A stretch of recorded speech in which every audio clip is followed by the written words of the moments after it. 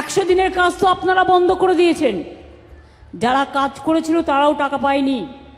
আমরা রাজ্য সরকার থেকে তাদের টাকা দিয়েছি। তারা দিল্লিতে গিয়েছিল গরিব মানুষগুলো আন্দোলন করতে গিয়ে, তাদের সবার বিরুদ্ধে এফআইআর করে দিয়েছে।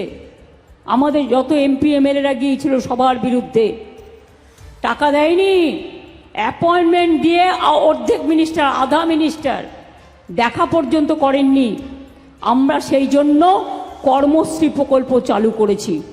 100 দিনের কাজ আগেও হতো 30 দিন, এবারেও দেবো 60 দিন হোক 65 দিন হোক।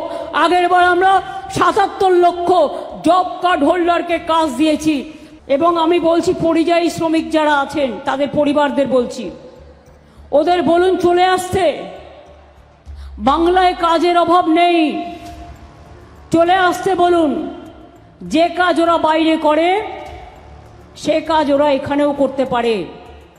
ওরা যদি ফিরে আসতে চায় ওদের গাড়ি ভাড়া আমরা করে দেবো। ওরা যদি ফিরে আসতে চায় ওদের রেশন কার্ড করে দেবো। ওরা যদি ফিরে আসতে চায় ওদের স্বাস্থ্যসাথী কার্ড করে দেবো।